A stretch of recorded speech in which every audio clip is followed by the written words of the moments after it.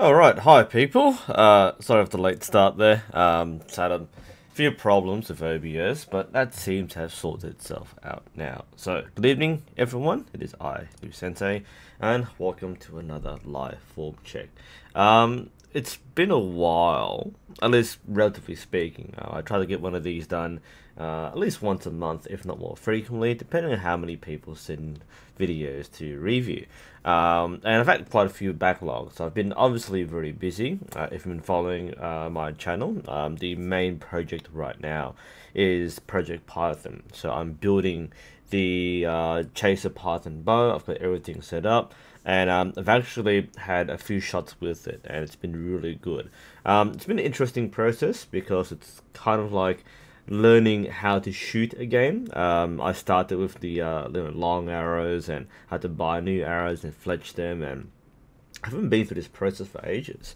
As archers, of course, we will frequently do things like arrow maintenance and doing upgrades, but actually starting from scratch again is something we don't normally do. So I had a lot of fun making arrows. It was quite therapeutic. The color scheme worked beautifully, and I shot it today in my first actual round with the proper gear. I actually want to do a quick examination of what I've done so far. I was going to plan doing this as a reflection video or Facebook video or Python video, but I want to just start with this because since we're talking about form and form checks, one thing to keep in mind is if you have an objective way to measure progress, such as scoring, then it makes a bit more sense to examine. So let's have a quick look at what I'm doing at the moment. So my first ever round with the Python. This is last week, so last Sunday, and this is at 30 meters on the big face, the 122 centimeter face. So this is a pretty bad score overall, right? 556 out of 720 at the shortest distance is horrible. Like, it's so bad, it's not even a ranking or a rating, I think. Is that right? I don't think I got a rating for this one, but it doesn't matter. So this is the very first time I brought the Python out with the full setup. So not bare bow, but with sights and stabilizers, and it was quite funny because it was like 45 to 50 kilometer winds. There was a bit of rain towards the end, so it was actually raining like sideways. It was really, really bad. I did film this as part of stock footage for Project Python, and the camera was blown over like 3 or 4 times. It was that windy. But more important, I didn't have the right arrows. They were too soft, and they were too long, so I couldn't use the clicker. So it was a pretty dismal experience, but I had fun because the bow was really good. Now, today, or yesterday, I got all my arrows in. So I finally bought my arrows. I say a lot that when you buy arrows, when you buy your kit, where possible, the arrows should be the last thing you buy. Now, if you have no arrows, you'll need to start from somewhere, so you should get arrows. But if you don't, if you already have arrows, like you can borrow arrows, then you should actually hold off on buying arrows, and you should get more guidance as to what arrows you exactly need. Like I said, if you have no arrows, you go to the shop or you look up an arrow chart and then you buy the right arrows. But with the guidance of perhaps some club members or a coach, you can narrow down what you need, or you can test out different arrows to find the best match for you. And this is important. I'll talk about this more in my Python videos, but a lot of people are freaking out at me going, why are you using 8-10 spine arrows? Like, those are really, really soft. Except, while it might not look very obvious on camera, I am a very small person. Like, I'm 5'4", that's 164 centimeters. So my draw length is really short. Okay, so an 8-10 spine is quite soft, but when you have a 26-inch arrow, that's actually quite stiff. It's comparable to like a 600 spine arrow, and you can't underestimate draw length. The most important thing is you have the right length to use your clicker, as well as spine for your draw weight, your actual draw weight. So there were a lot of things I had to estimate and calculate, and I wanted to validate that I had the right gear. So what I did was, I calculated using the arrow chart that I had to use about an 810 spined carbon one, an Eastern carbon one. I also had a set of 800 spined Carbon Express Predators, which are way too long and they were too soft, but they were too long. So if you cut down the shaft, then you will stiffen the arrow, and that's what I figured out. Well, this is too soft. If I cut it at 26 inches, it should bring it back to a longer, well, a stiffer spine. And ultimately, I think my arrows are still too soft anyway, but I can wind my bow down. That was part of the objective of switching to a lower draw weight. Now, having switched to a lower draw weight, wound it down a bit. Today I shot this. Let's have a quick look. So I shot this score today. So this was last week's score, and this week, today, I shot this. That's a pretty marked improvement, okay? So this one was with the mismatched arrows, with the long arrows with the soft spine and no clicker on a really bad day. This is today. So the first half, I hadn't quite figured out the sight settings because I hadn't shot the bow before. But by the second half, I actually picked it up quite decently. So again, still not an excellent score, but a pretty massive improvement. Like it's a 49-point jump from the previous week in the same round. I'm pretty happy with this. There's still a lot more to do, but the thing next is, well, this isn't my best. My best in this round was this. As you can see, it's 632. So I can do a lot better. This is with my old bow. With the proper setup and everything's tuned and tested out. That's with my current Python, that's kind of half tuned, and that's with an untuned bow. So there's pretty huge difference there. So that's what I'm working towards, and hopefully next few days we'll get a few more videos out. I've actually done quite a few, steps in my Python project, but I haven't gone back to film and voice over it. So that will be happening in the next few days. So yeah, welcome everybody to the live form check. I would normally save this for the reflections, but I'm not doing one at the moment, so this is the form check video. Cablian, I have a BMP video lined up. I haven't been doing War Thunder for a while. So the focus, of course, for the live form checks is to examine form. We have, I think, 4 or 5 people have sent in videos. If you want to get your form checked, then send a video to the email you see in the description below, and that way I can check your form live. And we'll take questions as we go along. While on the note of questions, yes, the Geologic Infinitec 2. Yeah, I could look at it. Just remember that I only look at bows which are sent to me for review, or if I can borrow them if somebody has one. I didn't shoot it. I don't buy things to review. I've got like 25 bows, right? I don't want to buy any more bows at the moment. I think question there, Zuraimi, can I fetch regular veins with the biter tri-liner? That's a good question. Let me think here. The answer is no. Well, you could. You could. Let me explain. So I was fetching my arrows just the other day, right? So let me explain how the tri-line actually works. So normally you have a jig. I just happen to have this today, right? So normally with a jig, you have to set up. So the point of a fletching jig, I'm using the dead cut jig, by the way, the Nexus. The point of this is that you have the clamp. That's the crucial part. No matter what jig you use, you have one of these clamps. The point of the clamp is you would clip the vein onto the clamp, and then you slide it onto the jig, and you hold it in place while the glue bonds with the shaft or the wrap. So that's the reason why you have the jig set up like this. It's to make sure that you can push it down, hold it in place, and it doesn't move. But the other function, of course, is to rotate the the jig so that you have a perfect 120-degree separation. Now, if you use a tri-liner, this one isn't a tri-liner, but it's the same sort of principle. It's a 3D printed one from it's a Skyliner. You buy it on eBay. This is from Skylar. The point of this sort of tool, it's the same sort of thing, right? So you have the perfect 120-degree separation, and the point of this is to mark the arrows. Now, if you have one of these and you want to fletch normal arrows, the thing to keep in mind is there's nothing actually holding the veins in place. So there's no clamps. There are some tools which basically do have clamps, and you basically, I think it's called the fletching tower. Let me double check this. There is a version which is very similar. I've seen it before, fletching tower. Yes, the boning fletching tower. So this is this is the version which is designed for normal veins. I believe it's fairly expensive. Let's check Lancaster. I mean, this is pretty cool. Yeah, and it does what you want it to do. That is, it fletches all three veins. Sorry, all three veins at once. So that's why, I mean, $60 is okay at US. That's actually not too bad.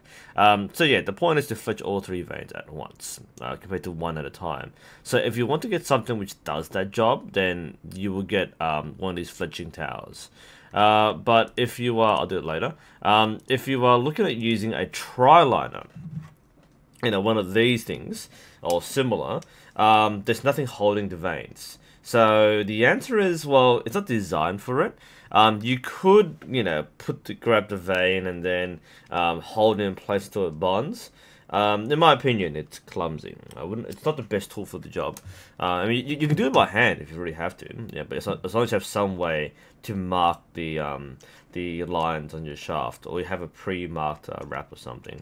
But you probably don't want to use a tri-liner to fletch normal veins. What else was that?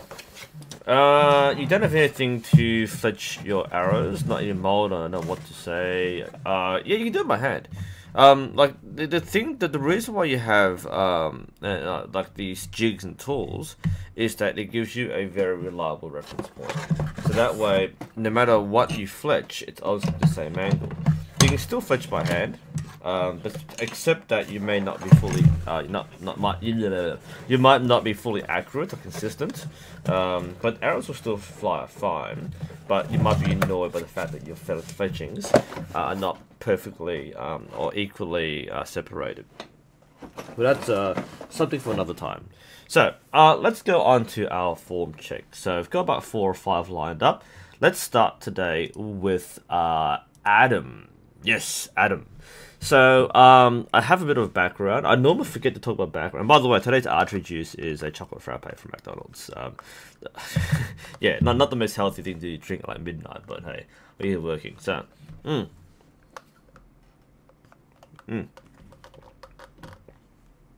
Unfortunately, I had a sundae before this, so overkill the sugar, lost the taste for the chocolate, but it's okay. So, this is from Adam. Some background. So, Adam has only just recently begun archery. He has only shot for about 2 days. And he got some training from an experienced local recurve shooter who taught the basics regarding form. Next day he went back and he was the only one there. He was given permission to shoot blank bow. So eyes closed, up close. He's using a finger sling. He's using a Samick Sage. And he's shooting off the shelf using cheap arrows. And he's getting more stuff coming in. So, in his video, he reflects as looking extremely stiff or tense. It's mostly because he's focusing on individual steps in the sequence. So he's in the learning phase, and when people learn, each step becomes quite conscious and focused, and not as fluid as what you might like. But fluidity comes with practice. So let's have a look at Adam and his shot process. Let's flick over. Hello to everyone joining chat. So watching our first form check from Adam. Let's have a look here. I'll keep my head off. Alright, that's a good start. Let's skip the actual shooting. There he is. Alright, so here we go. This is Adam and his Samick Sage. He's doing blind bow shooting, so it's got his eyes closed in this process. So let's see how he goes. What I do, I'm going to put my headphones on if you don't mind. I like hearing the shots.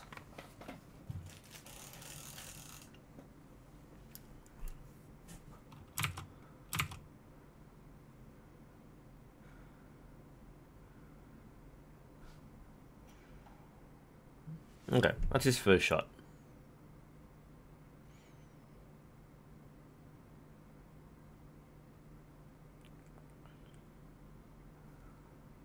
shooting 3 under. Which, by the way, is a little unusual for traditional. Traditional tend to shoot split finger. Now, I'm not saying this is right or wrong. Shooting 3 under is what a lot of beginners do, because it's easy to line the arrow, and because eventually you might go to string walking. But for traditional, it's a little unusual. And I imagine at some point, people like Adam, when shooting traditional, might move back to split finger, because most people will shoot the gap with split finger, or instinctive with split finger. Shooting 3 under is a bit more of an aiming sort of thing, and a lot of trad shooters will veer away from this, but this isn't wrong. It's just something that's a preference for trad shooters.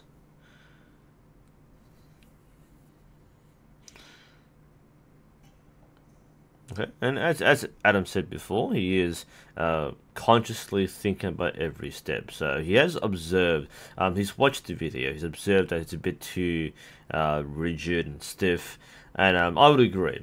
Some of the actions are fairly crude, not bad, just because we're at the learning stage, but he's observed quite accurately.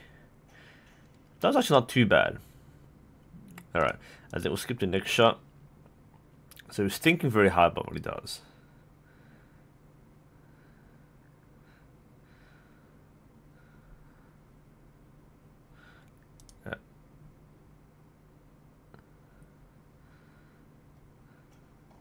Okay. Alright, so that's a nice sequence of 4 or 5 shots, and I think there's a lot we can analyze from this. And again, because Adam is in the learning stage of his journey, there are a lot of things which we can fix, but we're not trying to put too much too soon. So let's think about some of the most immediate things that we can address that will help him shoot much better. So as he goes through this process, alright, so let's check everything. His stance looks okay, his shoulders look fairly relaxed, and overall his posture is quite good. His grip is also pretty good. A bit of a claw here. If I'm seeing this correct, that's his fingers, yes. He's not doing it too badly in this video, but a lot of learners who learn the open grip will often extend their hand in a claw-like shape. So instead of doing this, like the way you're supposed to hold a bow, and I always forget to have a bow ready, but hey, when you live in a house full of bows, there's always one lying around. So when you have something like this, so a lot of beginners are told to keep their hand relaxed. Sorry, this looks weird. So a lot of beginners are told to keep their hand relaxed. So what they do, or to keep the hand off the bow, so they have a very extended grip. That's actually not a good thing, because you don't want tension in the fingers. You also don't want a claw. So people hold the bow like this. So they're kind of squeezing the bow, but their fingers are still quite extended. You really want the fingers to be relaxed. And a relaxed hand isn't that. Relaxed hand is that. When you perfectly relax every muscle in your hand, there's no conscious tension, it flops. And your fingers will have this kind of shape. You don't try for this, it's just what naturally happens. If you are trying hard to push and pull or hold something, you have this claw tension. When you relax, everything just curls naturally. So when you have the bow in your hand, same sort of thing here. You want to be careful that when you hold the bow, if you're consciously trying to keep your fingers off the riser, you might have this claw tension. And there's a lot more tension in your hand. It leads to more strain, fatigue, and torque. Try to keep the fingers relaxed. I don't think Adam's doing this in the video. As in, like, he's not like that tense. But this is a thought to keep in mind. When you're doing this yourself, is you don't want to be that conscious in keeping your hands off or fingers off the riser. That's one quick thing. Again, you see in the front of the bow, his hand isn't that bad, but his fingers are kind of not in a relaxed position, so just keep that in mind. He's using a sling though. That's actually one of the reasons why people tend to do this. They are correctly using the sling, and they're keeping their fingers off the riser. But you might want to hold onto the bow for a bit, or let the fingers relax. Okay, not a bad thing. But the bigger thing that Adam can fix right away is just to be more conscious, perhaps, of two things. The anchor point. and the drawing arm and elbow. And this is a very good angle to show this. So we'll see he's, we'll go in slow motion for a bit. Speed, let's go half speed. So let's see, firstly, his draw method. So this isn't wrong or bad. In fact, almost everyone who does archery starts like this.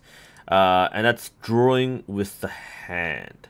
So what we see here, we see the wrist bent, and the hand goes back. And when it goes back, the elbow will bend, and when it gets his anchor point, his elbow isn't fully extended in the right position. So this is what a lot of people do. It's a linear draw, but using the wrong kind of muscles. So we go in here, and we see the wrist is still bent. And this is typical of most people who are just starting out. And you see a bit of struggle here with the anchor point. Anchor point's okay, actually, it's not too bad, it's consistent. It'd be nice to have a little stronger contact, so more tightly pressed against the face. But this isn't bad, this is actually decent. But if Adam wants a kickstart, like a really big early jump in his learning, I'd probably address the drawing method and the elbow alignment. So let me explain and show how this would be done. So let's flip the camera back to me. So as I was saying before, the wrist being bent, I'll get my sleeve up. The wrist being bent like this when you start is fairly normal. So I wish I had a bow here. I do have bows here, and let me clean up a bit for it. Give me 2 seconds or 5 seconds, guys. I'm going to clean up my workspace because I want to show this. Aha. Alright, this will do. So I've got like arrows and stuff everywhere. There we go. Sorry guys for the noise. Alright, so what I'm trying to demonstrate here is the wrist. So a lot of people starting out will shoot. Turn this around a bit here. A lot of people starting out will shoot like this. So you have the wrist bent, elbow sticking out, and you pull straight to your anchor point. And you're putting a lot of strain on that wrist and your tricep especially. And that's basically what Adam's doing. That's actually probably the perfect analog for Adam's doing. I'll try and get the thing around here. Is that right? Sorry for the chat bar, by the way. I'm not sure what's happened in the YouTube chat, but I can't get the scroll bar to disappear. Hi, James. I'll do your form check very soon. So, yeah. So what Adam is doing is this. You can see the bent wrist. This wrist being bent means that it's putting pressure here and it's drawing his tricep here. So the draw method for what Adam's doing, and what a lot of learners do, goes like this. You draw straight with your hand and then you reach your anchor point. And it's kind of tough to do. And I should also point out that I'm really bad at doing bad form. When you ingrain good habits, you tend to lose the ability to replicate bad ones, but that's roughly what it looks like. Now, the advice I would give to Adam is imagine leading with the elbow.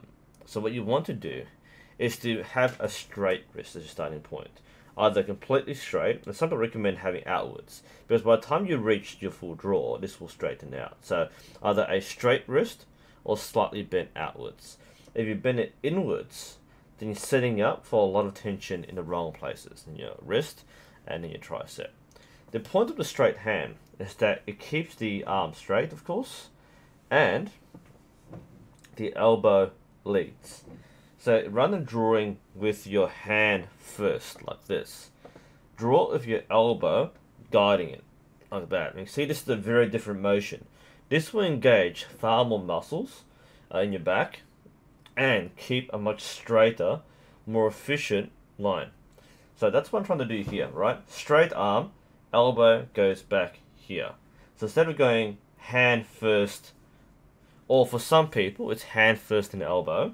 So some people do hand, elbow back.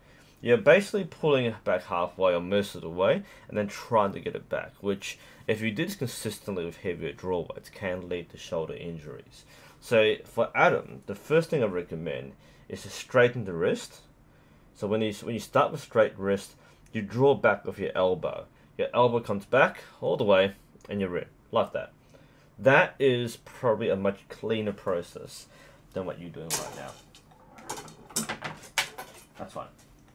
I've got a bunch of new Apollos over there. I've got like 3 sets of arrows next to me at the moment. And one of them is for my Unison bear bow, which I haven't tried yet. But yeah, that is the noise. So for Adam, I can see what he's doing with his wrist. Is as he shoots, so he draws the hand first. So I said before, the wrist is bent inwards, the hand leads the draw. So the elbow is just lagging behind, the hand leads the draw. So he goes in there, hand goes first, elbow juts outwards, and because the elbow's jutting outwards, he's unable to get it all the way back behind the arrow or behind his head. So that's the other thing to quickly note, is you want to, instead of having this chicken wing, do it this way. So instead of drawing back here, you see you can't, when you lead with the hand, you have this awkward thing when you have to get the elbow back. And again, sorry for the bar there. I'm not sure why it's there. Hopefully it gets fixed by YouTube, but that's unlikely. But let's get this. I'll try and get this right. We'll turn it this way. You see what I mean? Okay.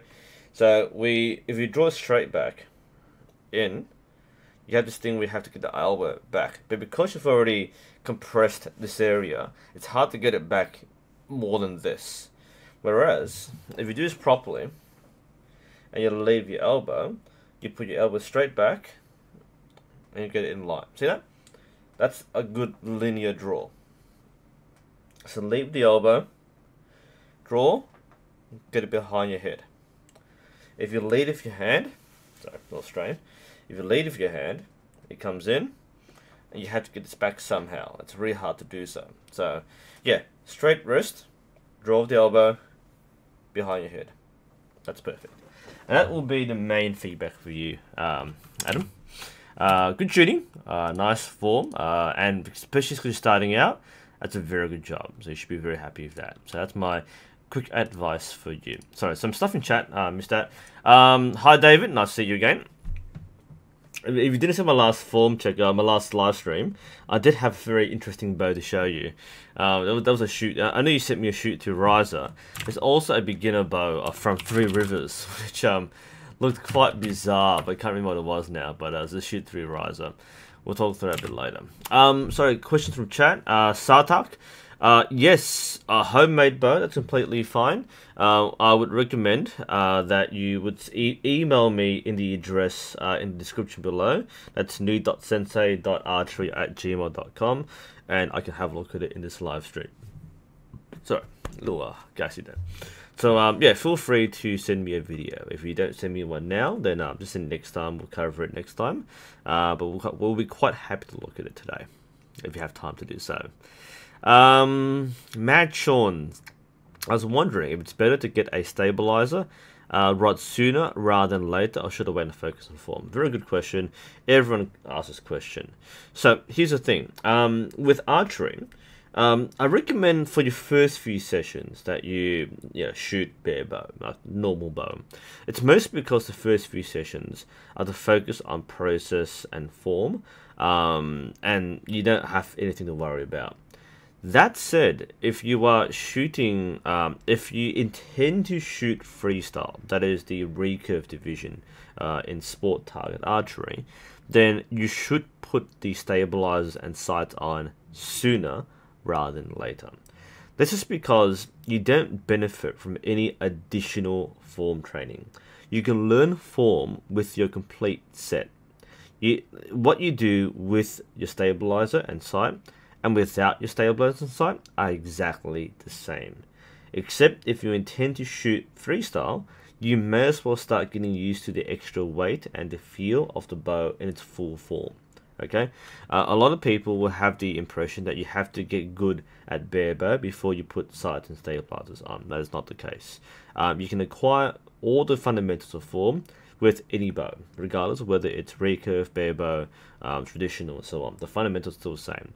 So if you have the ability to put on stabilizers and sights, and you intend to do so, John, then do so sooner rather than later. I assume by now you might have had a few shots. If you know how to use a bow, then start putting stuff on. If you don't want to put stuff on, that's your choice, but you don't benefit from any extra time on bare bone. Like I said before, it's a bit of a mistake to spend an extended amount of time practicing fundamentals when you could be learning fundamentals and getting adjusted to your bow. And it does take time to adjust. That's why I led this stream with the Python example, because I'm reacclimatizing to the feel of a new bow and a new setup and new arrows. So it takes time to get used to, and the more you do so, the sooner you do so, the better you shoot in the long run. So the answer is yeah, put your stuff on sooner rather than later. Hey Zip, you got your Axel sights. Did you get the plastic, pistol case, with the Axel sight? Those things are wonderful. I really do like my Axel sight. If there's anything negative to say, there are a few too many moving parts, or there's too much complexity. The Shibuya sight is a little simpler. I accidentally unscrewed one of the things and the ball bearing fell out. Didn't affect the thing at all, but it's a bit more fidgety. And Bronson, good morning. It's morning. Wow, I didn't realize that and how late it was. Mark Apple, when will I do War Thunder videos? Did you know I forgot to make a video this last month of War Thunder? I thought I covered everything, but I apparently I was too distracted by my new bows that I didn't have time to do War Thunder. So I've been doing some stuff, but there's not much left, and I'm actually not really having fun with the game anymore. So I'm basically near retirement for War Thunder, especially because they're changing some of the partnership perks, and I'm not sure what it is. There's very little communication as to how it works. So it may be that I'm reaching the end. I've got like 4 more vehicles to cover, and I'm actually done until they release a new patch or something. But I'm not having fun with the game. Let's put it that way, especially in arcade. More to the point though, we're in archery, not War Thunder. So let's go to our next person. So this is actually 2 people. This is Christoph. Actually, James, you're here. So we do Christoph later. James Badger, you are here. Let's do yours right now. So this isn't your first time seeing a form check-in. And let's have a look at this from July. It's number 1, number 2. So we've got 2 videos. Let's look at James Badger. Let's have a look here. While it's loading. And I'm at full speed. Yes. Okay, so let's have a look at James Badger. Alright. So here we go.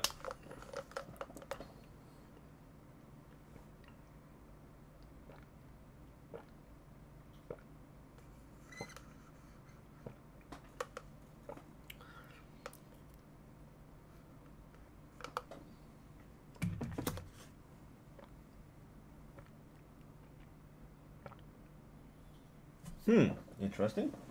It's pretty solid so far. So I've got my headphones on now. I want to pay attention to the click.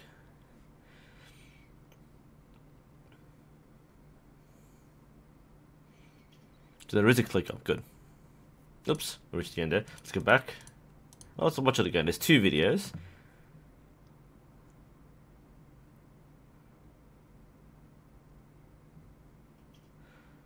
This is pretty solid. I don't see anything immediately wrong with the process. So James is doing quite well here.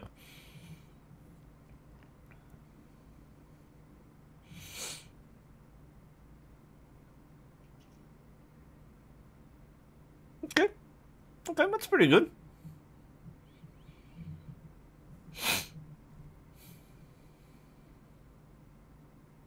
Solid anchor. Let's look at solid anchor. Let's get rid of that. It's a pretty solid anchor. Grip is nice and relaxed. Not too much contact. Click control is pretty good. Not much compression. So it's a good line.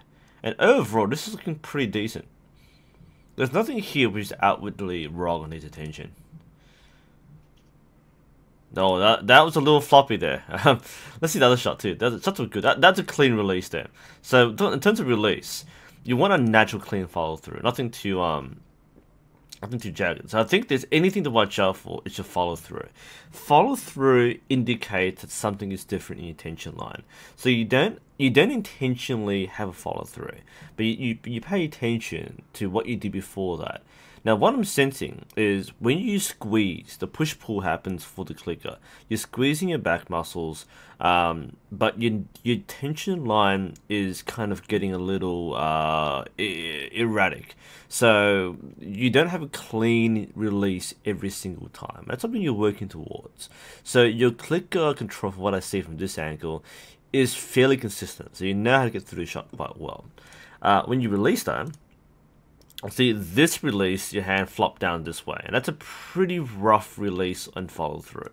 Again, the release itself might be quite clean, but this may be, I mean, we could slow it down, but I reckon we won't get much information if we slow it down. So what you see here is a pretty clean line of release, but it's what comes before the release that makes this happen. Now I think the tension might not be fully smooth. And remember that when you get to your full draw and your anchor and you squeeze through the clicker, try to keep the motion continuous and smooth. Keep on pushing towards the target and pulling back equally with its arm. If you don't get it equal, then you have an inconsistent release, and that's the first sign there. So that wasn't bad. It's a pretty clean shot at full speed actually, so it wasn't a bad thing. We see the next shot. I'm on slow motion, so don't mind this. That's a clean shot there. That was the one I was paying attention to before. That was quite clean. So the hand comes straight back, which indicates a pretty clean release. So things go straight forward and straight back, which is a nice follow through. That was a pretty good follow through. It comes naturally behind. You see the third shot.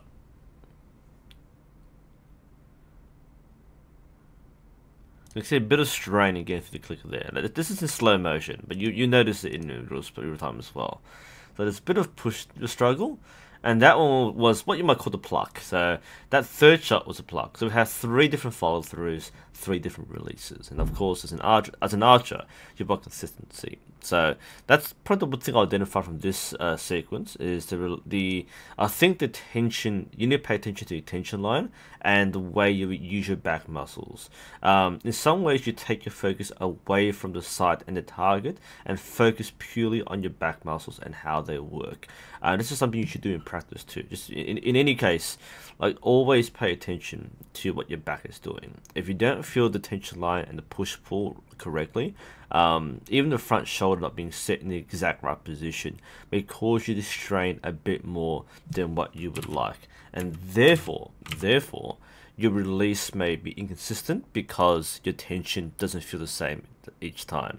And in this last shot, you'll see that's come completely off there. So you might be overstraining to get through the clicker, and as a result, you've lost that control of the shot, and you've ended up yanking the string. That's my first evaluation of the video. The second video, which we'll see, hang on, is that you? Wait, am I seeing? Is that you or is that not you? What am I seeing here? There's 2 of you, right? Yes, Alexander. Oh, sweet. Okay, so the first one is you, John. And the second one is Alexander. So I'm pretty sure you weren't that much of a shapeshifter. Let's have a look at. This is Alex, right? Okay.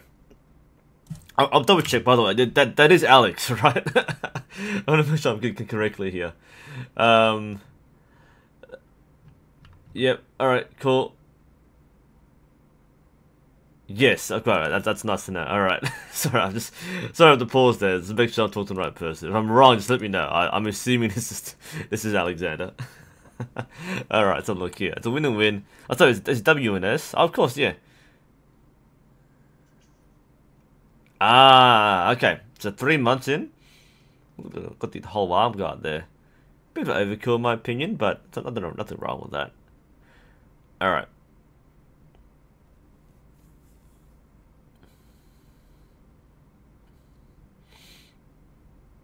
Just using the sight mounted clicker. Alright. This is not too bad. Got some nice fundamentals on the shot there. It's just looking pretty good.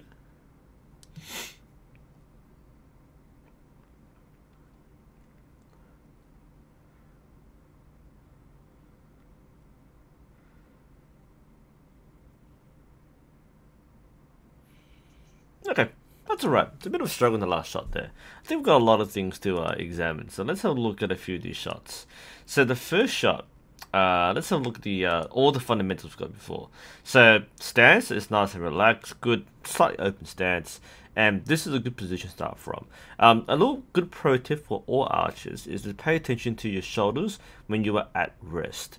This is where your shoulders ideally should be when you were going through a shot process. So you shouldn't have any shoulder raised above this line, and this is especially important if you're struggling with draw weight.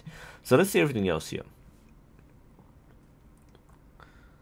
And you see what I mean? The shoulders come up. Now, of course, he is shooting at, I imagine, with a lower draw weight, shooting a longer distance, you have to elevate yourself.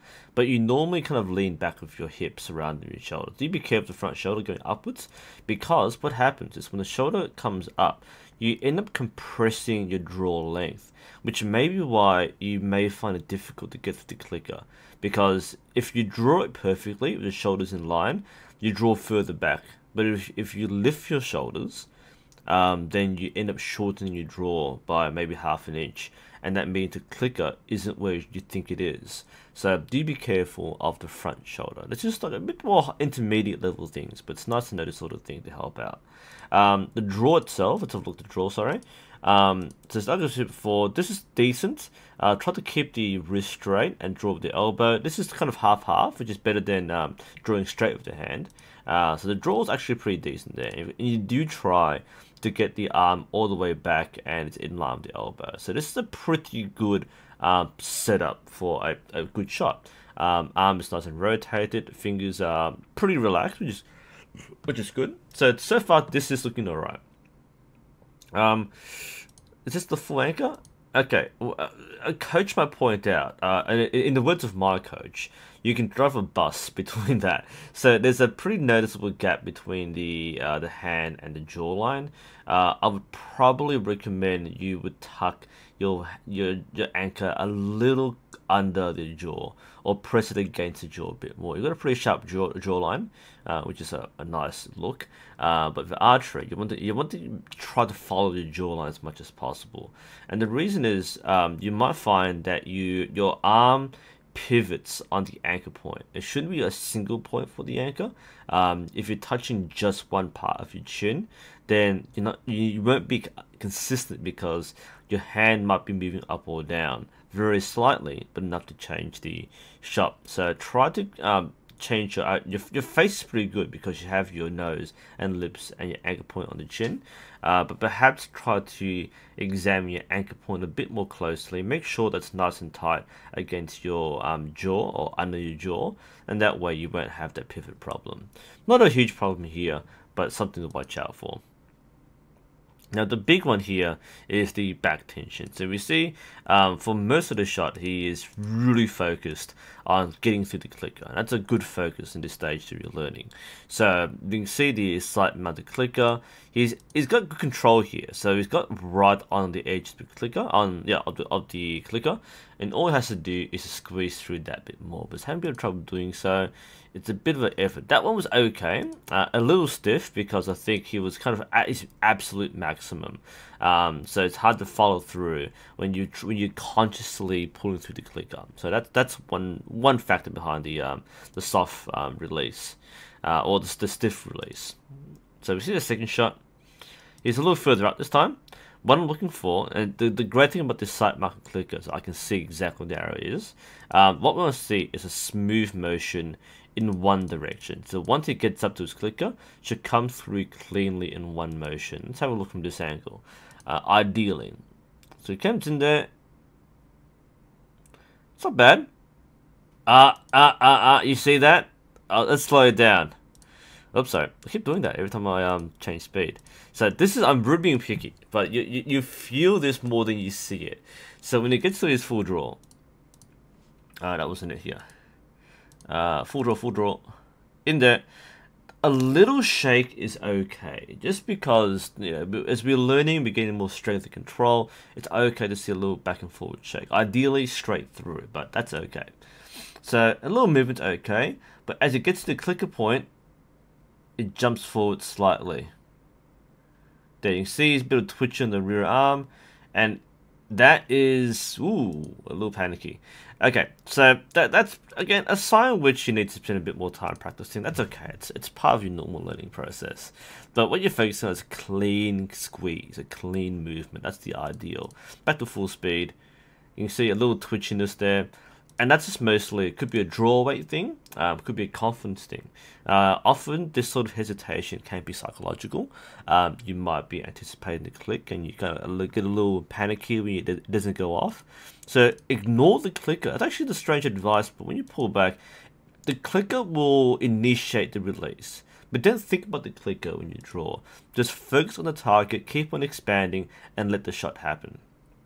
See a bit of movement down on the drawing arm. It's mostly straining for the clicker. So again, if this is only like several months in, this is a pretty expected level of development here. Everything else looks pretty nice. You know, shoulders are mostly good, stance is fantastic, grips are good. And this is the last shot here. I think this is the hardest shot a lot there. And let's examine why. And the big giveaway is the clicker.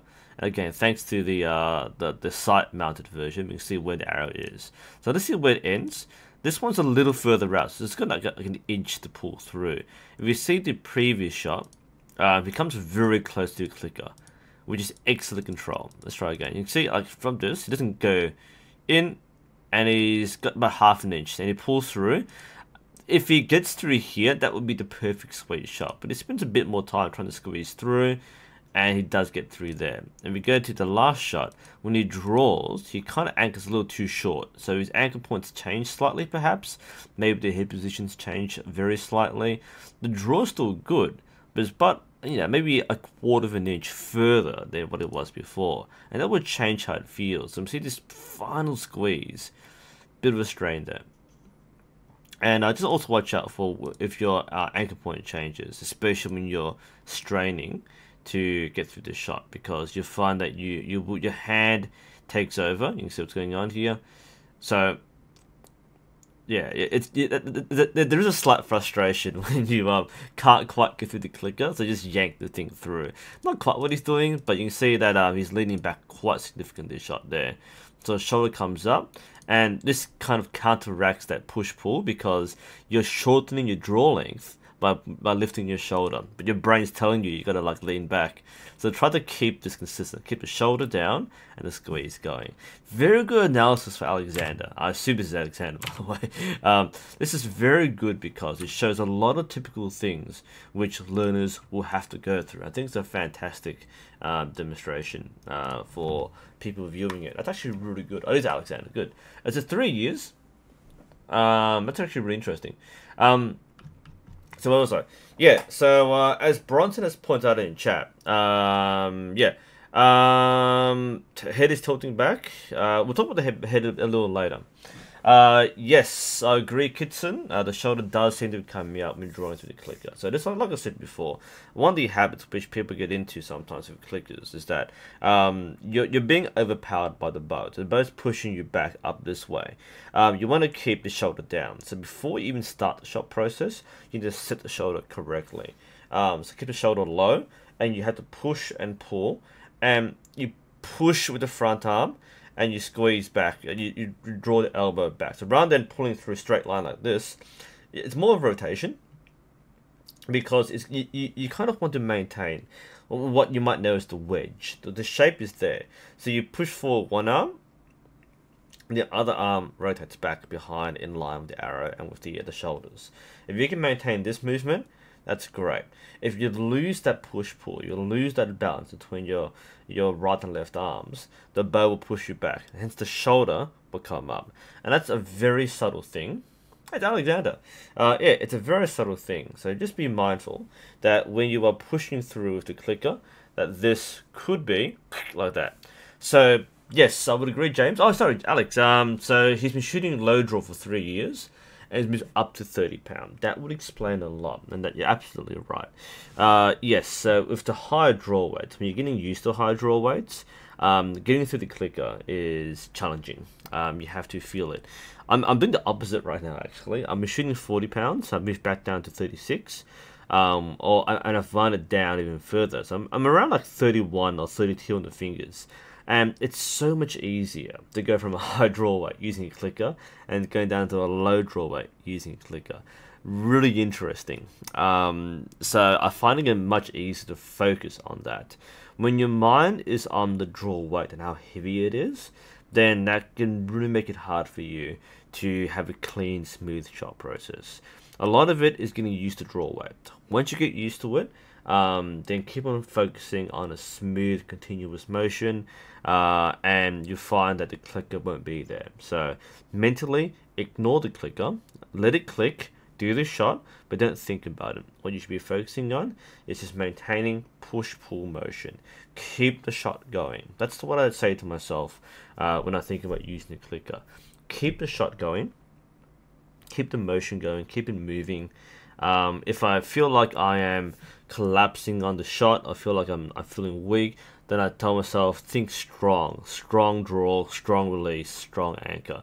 That's what when you see the pro shooters on the World Cups, their coaches will often tell them power words, strong, because naturally we tend to collapse, we tend to cramp up, we weaken as the shot goes on. So we need to mentally remind ourselves, power. You want to power through the shot. It's something which people who don't do archery don't understand, because they think, oh, archery, got to aim very carefully. No, aiming is pretty automatic. It's actually shot execution, which comes down to back tension and strength. So my recommendation for Alex, who's watching right now, so going from 22 to 30 pound is quite a big jump. So if you're just getting used to it, then this will take time to acclimatize. 8 pounds is a pretty huge jump. People normally do like 4 pounds, if not less. 8 pounds is very big. So especially if you're a lean person, then you might find yourself struggling a bit initially. I'd be interested to see how you shoot a few months from now. If you maintain a constant routine and you practice regularly, then you will adjust quite quickly. Keep on doing what you're doing. I think you have a good process, and what you're seeing is mostly draw weight. Once you iron that out and it's smoother, I would expect a much better process from you. So I think you're doing pretty good there, Alex. You should be pretty happy with yourself. You've learned well, you've practiced well, and just remember the good habits and good shot process. And think strong anchor and strong expansion. That's my advice for you. Strong anchor, strong expansion. And you feel that it's almost effortless when you do it right. So enjoy your archery journey. That's a really good demonstration there. And again, nothing wrong. It's mostly draw weight pushing you back. That's completely fine. That's to be expected. And again, with high draw weights, also watch your shoulder alignment, because drawing a heavier weight often pushes your shoulder upwards. So just do be mindful of that. So where am I? So I got a few. I'm just going to chat for a few things here. Bronson, if you're looking at yeah, I told you to answer, but yeah, upload the video to YouTube or some other hosting site. Email attachments. If you send me like a 1 gigabyte video in email, you can't do that. So if you're gonna send a large video, I'll put it on YouTube or some private video hosting site. Send me the link by email. Let's see. Anything else you want to talk about? Martin HH. What's the best distance to start shooting? 10 meters. 10 meters, really. Distance should not be a challenge. Shoot at a distance where you cannot miss. Like, you will hit 100% of your arrows. Even at 10 meters, people still miss. And now, we normally say 10 meters because it's kind of like, it's far enough for you actually doing archery rather than like jabbing an arrow in. But 10 meters is my starting point. But if you don't have the space, or even that's hard for you, do 5 meters or less. It's not unusual especially for an indoor range or a club, to set up a target at 5 meters to get people used to shooting and then push it back to 10 meters. 10 meters is a pretty, safe distance for nearly everybody. So I recommend 10 meters for your starting distance. So let's have a bit of a drink break. Sorry, I'm getting a little tired and kind of need more sugar. It's nearly midnight too, wow. Any quick questions? Fire them away while I set up my next video.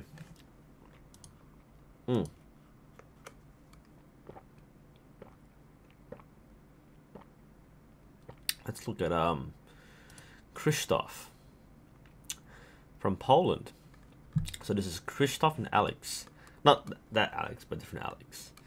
Actually, I've seen this already, actually. I have a funny comment to make, but this is interesting. So the background here is, so Christoph and his girlfriend Alex from Poland. So they started in April. It's been 3 months. And they've made some progress thanks to my videos. Yeah, good. The groupings are fairly poor and needs a little push in the right direction. So does Alex. So he shoots regularly and Alex has far less time to do it. Both their bows are traditional Eastern horn bows. Oh, so horse bows. Eastern horse bows. Christoph is a 48-inch Radium Tiger. Ooh, that's a nice bow. And Alex is using a Panon Savaria 54-inch. And both are 30 pounds. Both are self-taught and there's no archery club. So that's why YouTube is the place to go. Got 4 videos here. This is actually a really nice sequence to look at. I'm going to mentally prep myself. Is that you? So well? Is that you, Christoph?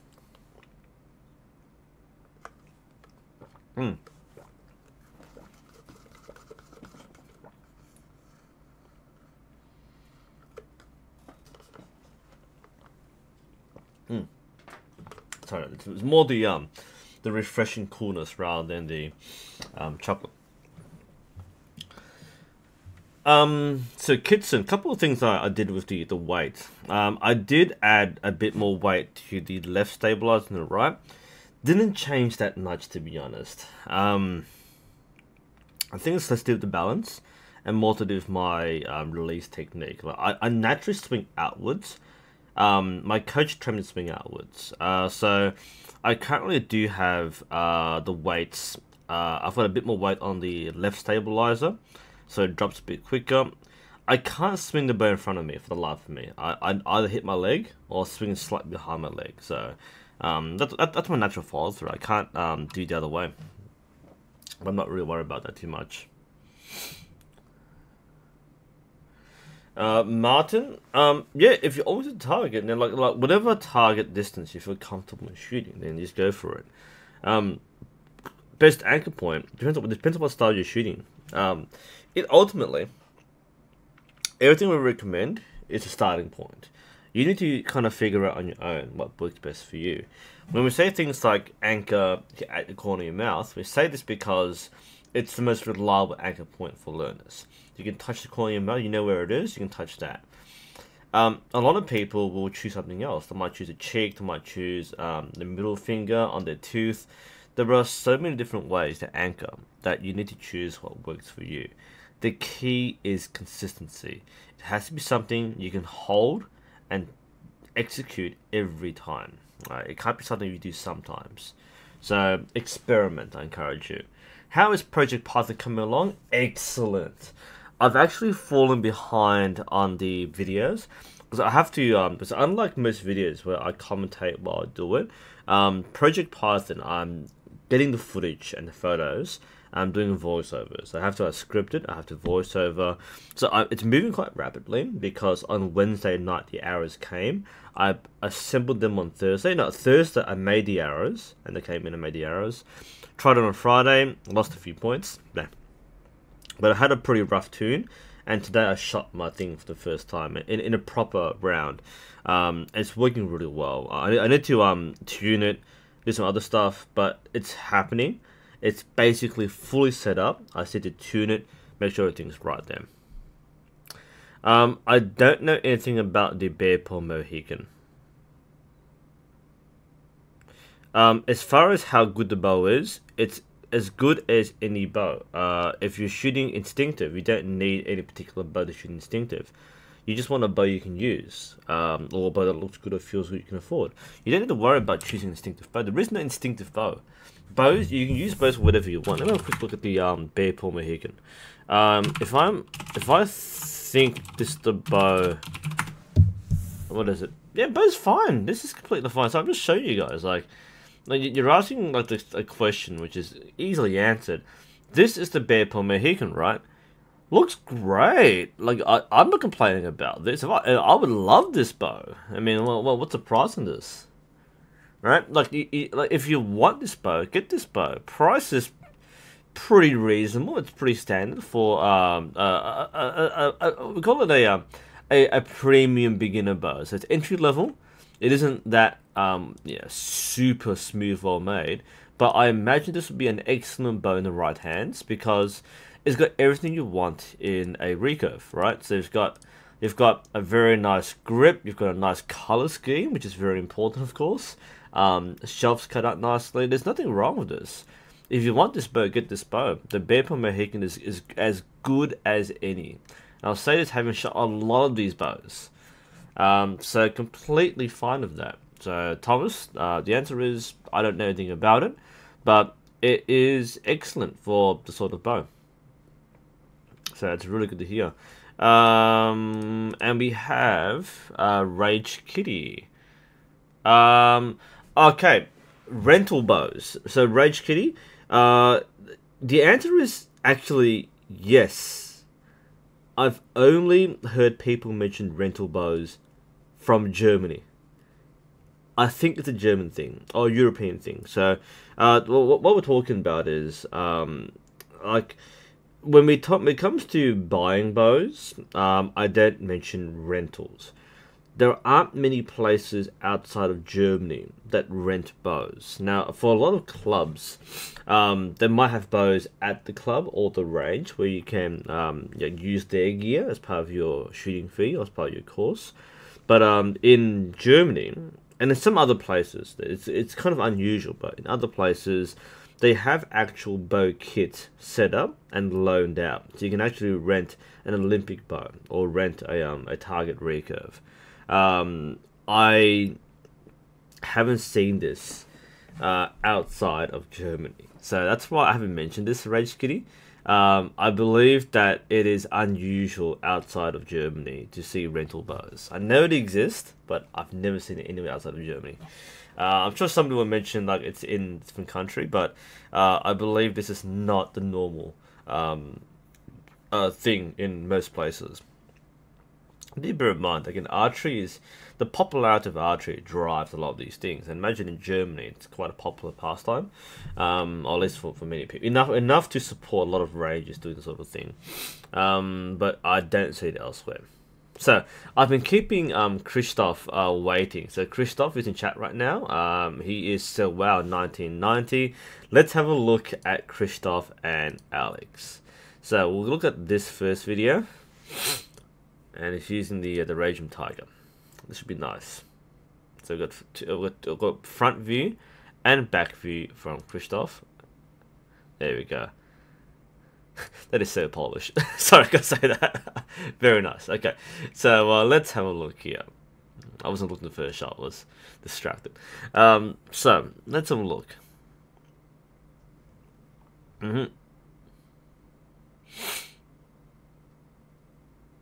It's a nice bow, actually. It's a nice horse bow. Nice and simple. Good entry level stuff.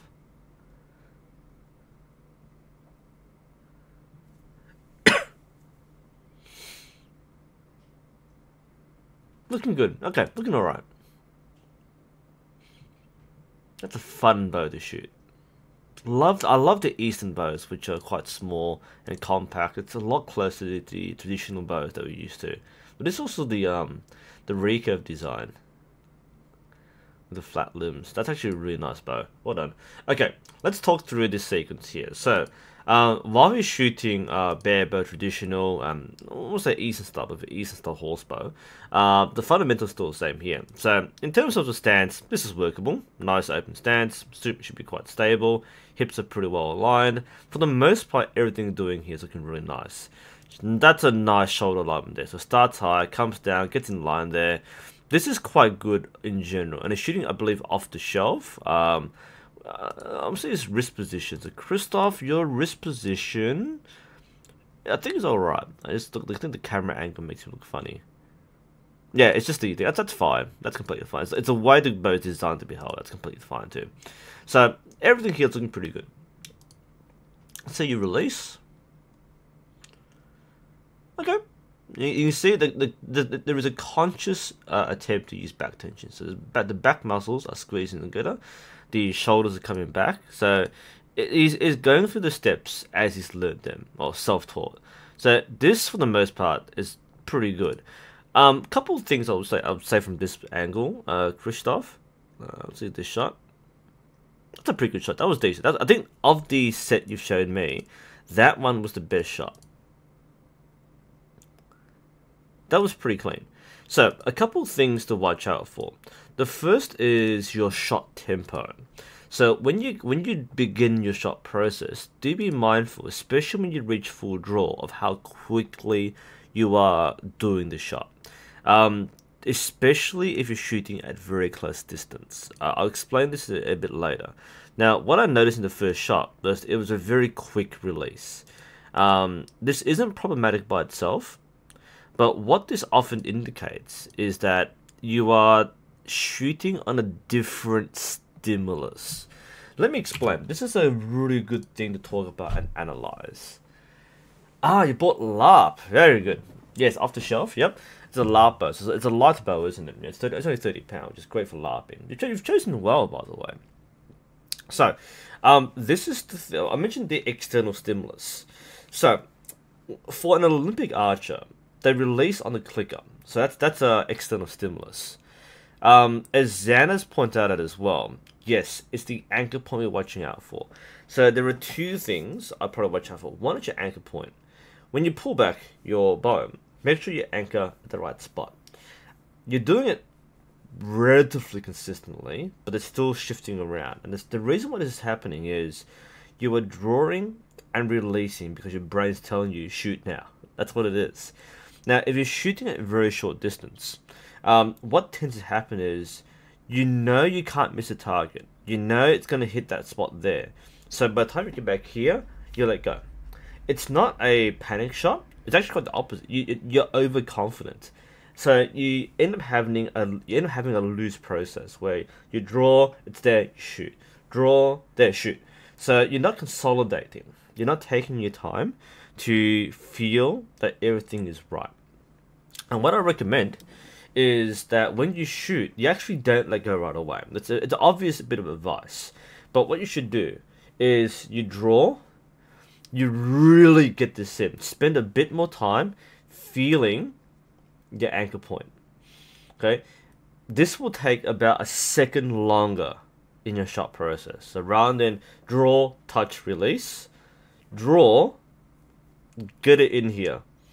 Over time, you won't have to do this all the time. You will eventually get the right anchor point. But really make an effort to remind yourself what the anchor point feels like. And I think when we watch Alex, you'll see this done quite well, actually. So draw it in there, anchor, and then squeeze and release. And you do the squeeze quite well there. So you do that. But I think you're kind of combining all these steps into one mini step. Try to separate them a bit more. So draw, anchor, squeeze, release. So build a tempo into your shot. There's one more thing I would probably watch out for, and that is your front shoulder dropping. You actually want to push forward, release, and come out that way. You don't want to drop the bow right away. The arm will naturally drop. But if it snaps downwards, that means you're applying additional force where you don't need it to. It's actually a habit which a lot of people have, some learning archery, is about the shoulder dropping. While the arrow does clear the bow before it drops, it also means that you're putting tension in the wrong spots. You're putting it down, you're pulling downwards. So let the shot push forward, and I mean, for most people, the hand will stay outwards and the weight will lower the arm gently. If you just drop it immediately, like we saw in the video, then it might show that you are consciously or subconsciously you're triggering your shot with something else. Hence why, just be mindful at a short distance. You may end up shooting just because you're too comfortable in knowing that you're going to hit the target. So spend a bit more time to pay attention to each part of the process. Sorry about that. Alright, so we see again that this arm movement by itself isn't bad, but it kind of tells me that you're not maintaining that back tension line. So it's a very quick shot, arm drops right away, and that's not exactly what we train. People do it. It's actually not that bad.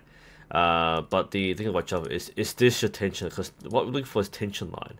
You want to see that when you reach your anchor point, you get it right against your cheek, right against your mouth. It should feel kind of like you're almost biting your finger, like you're almost licking it. So it's going to be really tight against your face. And then once you get to your position in your face, you really think about squeezing your back. Your elbow comes back here, and then you have a nice clean line. So the hand comes backwards. This should push forward.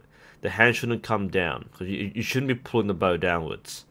So if we see the shot, that comes straight down. I feel this is a little bit excessive.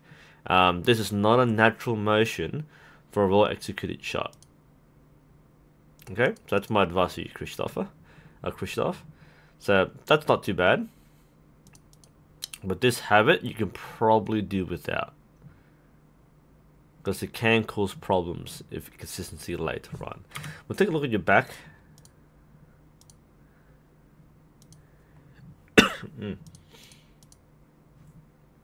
Alright, backside. Also a good angle. This is a nice thing to analyze. So let's see. You can see, like, it happens so quickly. You don't consolidate your posture and positioning. So spend a bit more time. You get the anchor. Don't just shoot right away. If you're shooting a target just in front of you over here, then you're triggering the shot prematurely. And what I want to watch for is the shoulder come down.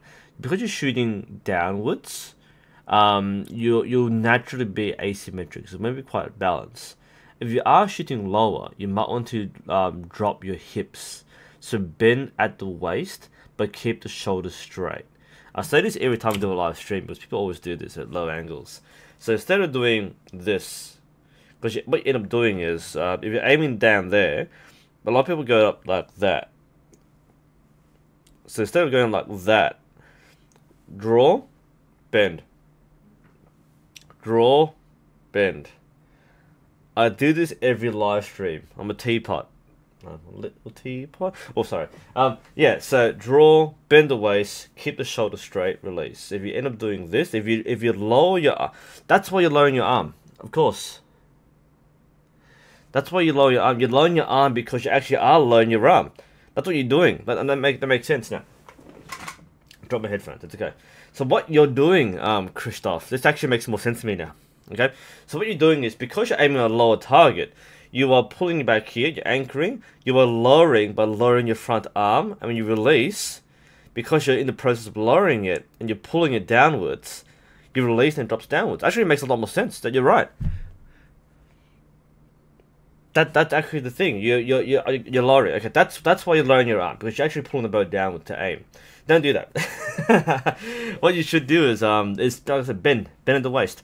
So you pull, bend, and you release. So focus on that push motion, push outwards. You push, don't yank it down. If you have to aim lower, then aim lower by leaning. Don't aim lower by pulling your arm down.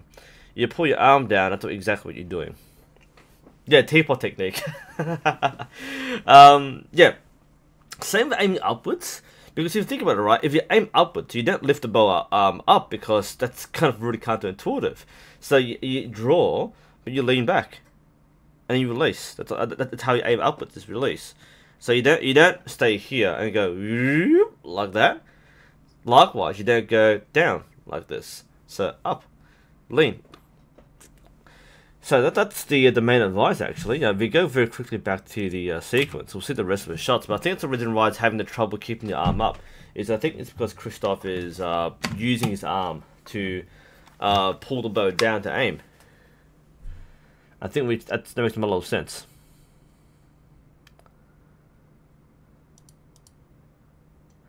I mean, otherwise the shot's pretty good. I mean, you're doing like 75% of the things really well. It comes with really small things like this, which are chronic habits, which can be built up through being self-taught. So I think that explains a lot. I think, Christoph, you mentioned in chat before that you are, because you're LARPing, you tend, what's the reason? It's live preparation, and you do it quickly to trade off with accuracy, yes. So if you are LARPing, or you do some kind of competitive or combative archery, then speed will often be more important than technique. That's completely fine. What I would think about or recommend is focus on good technique, because instead of trying to shoot quickly in lap, train to shoot well. So when you rush through a shot in lap, you will execute a good shot faster rather than a fast shot poorly. That's what I think you should do. Is focus on muscle memory of the right process each time. And you can do it faster and faster. Eventually, you build up the muscle memory and the instinctive feel so that you can execute a relatively accurate shot with even only a half draw or a fast draw. So practice fundamentals, ingrained fundamentals, because it's easy for someone who shoots with good technique to do it quickly than for someone to shoot quickly with good technique. It's what your background is. All speed shooting relies on strong fundamentals. You can't shoot quickly if you have poor fundamentals. So I would recommend, if you want to be a more effective LARP archer, then have that repertoire. Shoot slowly and accurately, and speed up the shot process when you have to. But you find you don't have to sacrifice that much. So that's my first advice for Christoph. Quick question. Looking at David here, sorry. Let's have a quick look. Eye dominance, what type level should be bow? So explain it in the chat. I've talked about this in the video already, haven't I?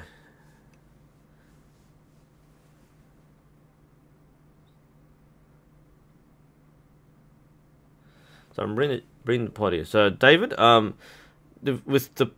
in figuring out eye dominance and what type right hand versus left hand bow should be used, do you want to explain it on the chat, or should I do a video and you can show you next Q&A? I vaguely remember that, but I can't recall it right now, so I'm not gonna do it in this chat anyway. I saw the post, but I don't remember exactly what you said. Sorry about that. Yes, yeah. So my advice, Christoph, is like do good shots, get comfortable with your good shots, and then when it comes to doing it in action, you feel more comfortable in following strong fundamentals, because a lot of it's confidence too, right? If you know that this will definitely hit the target, then you can do it quickly and still guarantee a shot it will hit the target, rather than spray and pray. So technique comes with full speed. Speed is a product of good training. That's my advice. More importantly, let's see Alex. So we saw Chris. I did see this video before, so I thought Alex is actually a better shot than Chris. So let's have a look at Alex. There we go. Yeah, Alex is a much better shot. Sorry, Chris. She is actually a much better shot. Does she LARP too, by the way? Because this is a nice bow for LARPing.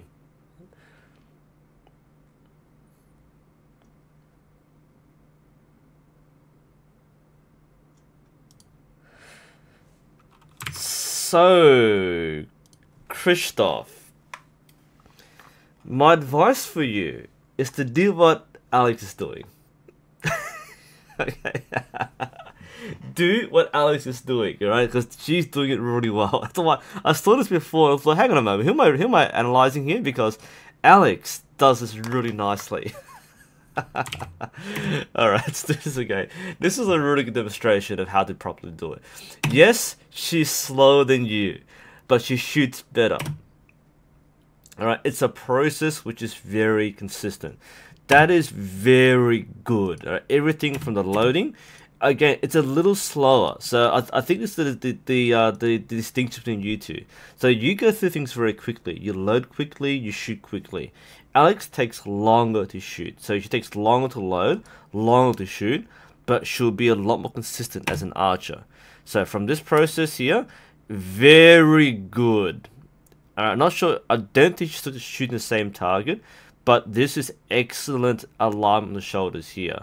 I can't see any bend at the waist, so there might not be a need to, might be just downhill, but this is very good. Arm is straight, shoulders are in line here, and more importantly, a very good anchor point. And she does make a very big effort to anchor and take the time to feel the shot. And that's what you should be doing, is take the time to feel the shot. You only get faster with the confidence you get from doing this right. And that's a good tempo. It's a nice, solid, reliable tempo, and I think this is a very good way to practice. Now, what would I do differently or better? What I would recommend would be to have more power in the shot. Think about expanding through a bit more. This is a good position.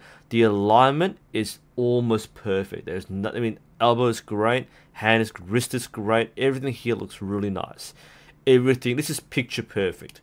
But the execution is a little weak. So it's a static release there. The fingers just come off the string. It's not really a release, as much as it's just letting go, which is not a bad thing to point out.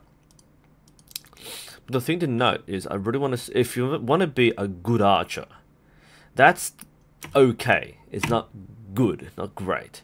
And what I'm making here is, at this point here, think power. Think power. When we think power, that means you squeeze the back muscles. I'm looking at the neck, but the back muscles behind. From the back view, you'll see a lot more clearly.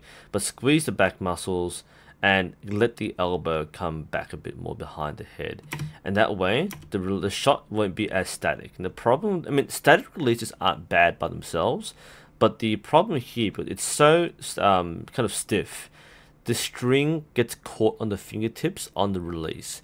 If Alex is struggling a bit with the left and right shot, that's probably the reason why. It's the string getting snagged on the fingers on the way out, because the fingers have to release, at the same time. Okay, so if you kind of pluck it, what happens when you do this is that the string comes forward, but it snags against the fingers, which is what see a lot in the slow mo sometimes. Whereas if you have a more dynamic release and you squeeze through the shot, the fingers will naturally unfurl and roll. The string will roll off the fingers. Okay, that's a very important part there. Let the string roll off or slide off the fingers, and that's what happens. If you have a static release and you just let go like that, you end up getting this jagged release, which is, you won't feel it, but it will be noticeably stiff, and the arrows won't fly that straight. So, in a lot of ways, her shot tempo is what you should be aiming for, Christoph, but your level of back tension and muscular usage is what she should be aiming for. Now, if she is upset for accuracy, that's probably the reason why. Her shots are too stiff. So, static release that's throwing it off. So try to think about motion, smooth motion. If we see the back view, we'll probably see this more too. See the rest of the shot, by the way. So she's not happy with her accuracy. It's not her fault necessarily. She's doing everything really nicely except that release. So anchor's pretty good. The release is letting her down right now. If we go to the next, next one, we'll see the back view. We'll probably see this more obviously in the back view. There we go. See, there's no back. Go away. So there's almost no back muscle usage there, and we saw more in Christoph's point of view. He had more effort in using his shoulders are coming together. Whereas with Alex, this is nice. Stance is good. Her tempo is excellent, especially what she's shooting. Death grip, considering she's shooting bare bow, that's to be expected. Especially in LARP, you can't have a like skip and drop the bow. Ideally, yeah, but this isn't bad for this sort of bow. I don't think this is a bad thing. That's not the root cause of her problems. What it is, it's the back tension. So what we should see is the shoulder blades coming together. That's what we mean by power. Is when you activate your back muscles, you feel the shoulders come together. Think expand, think power. That's where power comes from in archery. It's in the back. So what Alex does, and this is why she's upset with the accuracy here, I'm pretty sure, is she gets the anchor point and she lets go. She's not following the line of the shot, and the fingers are very stiff and rigid. So think power. Let the back be the engine of the shot, not the arms. The arms just hold it in place, but the back is where it should come from. So we focus on the back muscles, squeeze these together, and the shot will be very strong. What we're seeing here is minimal. Is minimal back tension.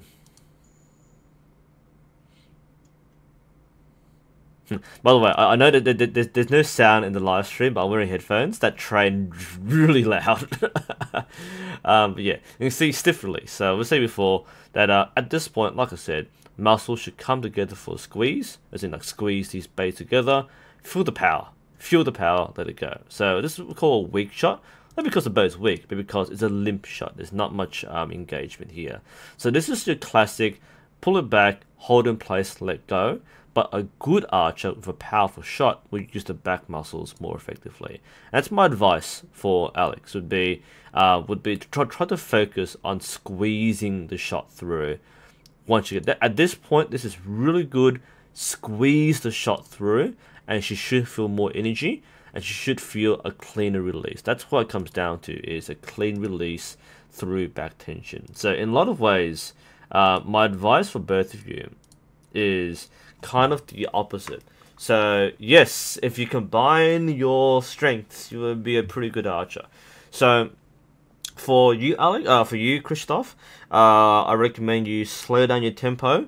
You feel your anchor a bit more, and you keep your arms straight. So you're dropping it down within your shot. So keep your arms straight, tempo, and anchor. Alex is doing all three things excellently. So she has a very good arm position, very good alignment. She has good anchor and good tempo, but she needs more back tension, and she needs more dynamic release.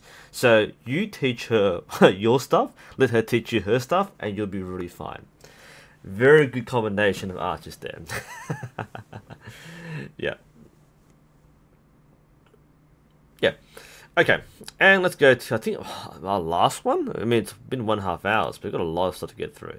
So thanks for sending it in, Christoph. Very nice to see some bear bow shooting, and very good to see they're doing a LARP as well. Hopefully you enjoy that. Hopefully we can make sure you're more effective in the LARP field. Top secrets. And the last one, I think, is from Simon. He's from Germany. And he has been, I keep forgetting to read all the the background information. Sorry, this is important, but I keep rushing through this in the live streams. Where was I? Here we go.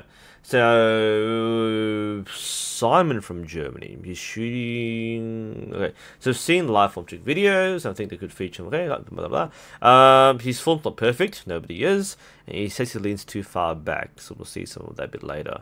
His groupings at 18 meters are getting a lot better, and he started shooting 5 months ago. And 2 months ago, he bought a used bow from a club member. He mostly shoots in his backyard since the club is 15 kilometers away. Currently not using a clicker, but still have to tune the bow. Currently using 18-pound limbs. Oh, that's really light. At his draw length at 19.6 pounds. So still a light bow.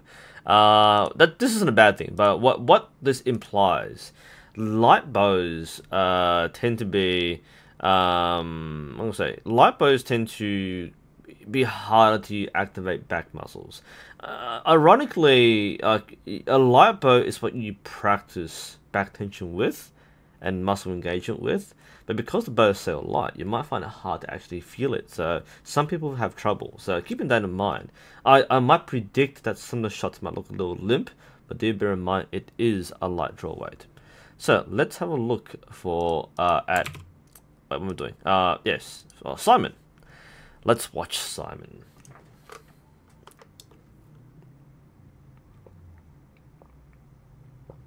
I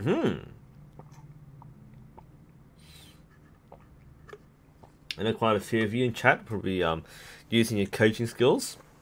I think Simon's an excellent example of what a coach should be watching for. So what do you think, guys?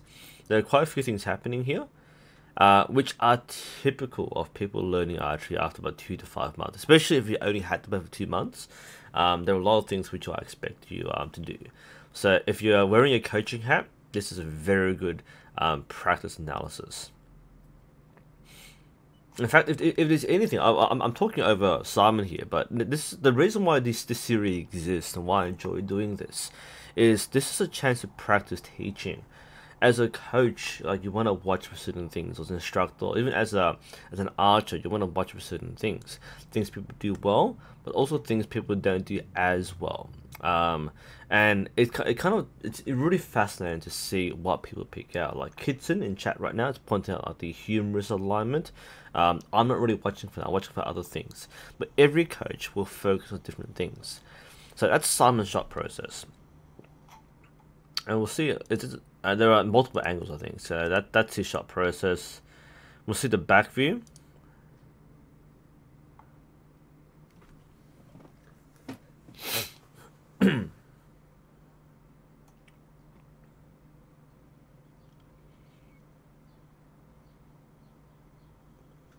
The back view actually does show a lot as well.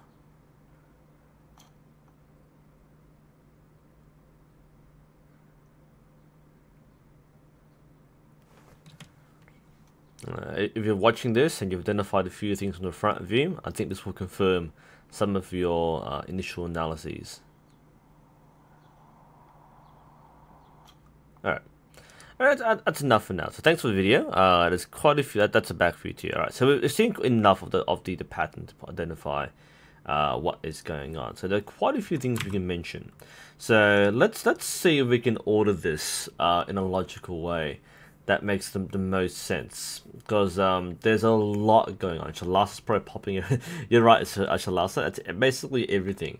So this is again typical of people learning after a couple of months.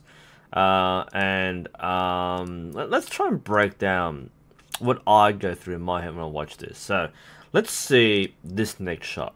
So let's have a look here. Alright, so I will check stance first. I'm not sure exactly which direction target is in. The stance is a little closed if you're shooting parallel to the boards. I'm not sure exactly where it is. Could open just a bit more. It's not necessarily a bad thing, but there are more important things to watch for at the moment. So if we go back a bit here, I think what everyone's screaming in chat right now, mostly Shalasa, but me too, I would agree, is the back. This is the arcing back problem. I have to do a video one day about this. But this is the arcing back. Now bear in mind, this is only a 19-pound bow. So you shouldn't have to force yourself to contort your body to use this bow. Now, the back view will illustrate this a lot more clearly. Now, I'm judging Simon kind of harshly here. But Simon is not exactly a skinny kid. He looks like a pretty average adult. So the draw weight shouldn't be that much of a problem. However, if you don't align your body correctly, even a 20-pound bow will feel like a strain, especially if you're using the full setup. You're not used to the weight of the bow itself anymore. So a lot of things can be changed before you even start the shot process. Or the draw. The shot process begins at the very beginning here. So stance is going to be I'm pretty sure your stance is too closed. I would recommend moving your foot back a bit. Your front foot, shift it back so that it's perpendicular, so it's in line at least. That's a little too closed. And that will change your hip positioning, which is quite important too.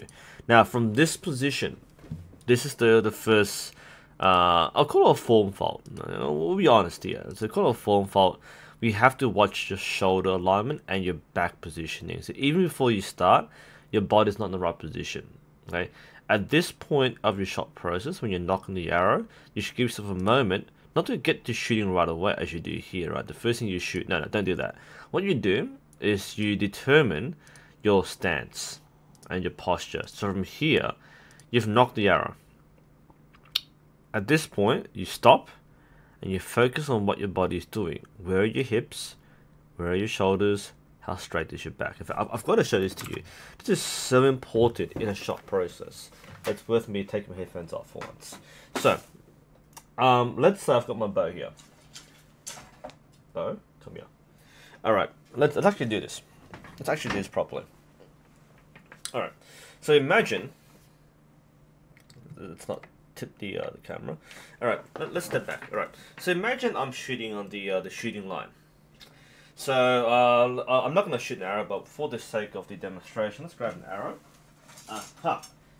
An X10. This X10 will cost more than this bow. Just saying. This arrow is more expensive than this bow. So let's say I've grabbed the arrow. Even before that, the process. When we talk about shot process, we don't just talk about the draw and the release. We talk about everything in the process. So my advice for Simon, before we point out all the physical faults, what I want to point out is try to build a process in your mind that you follow through with every shot. Process drives results. Don't worry about groupings, worry about process. What I recommend is every step you remind yourself of what to do. So you have your arrow in your quiver, you have your bow. Even before you do anything else, pay attention to your grip, the way you hold the bow. Hold the bow, pay attention to where the pressure is, and keep that in mind. You knock the arrow as you normally do. So we're doing this awkwardly.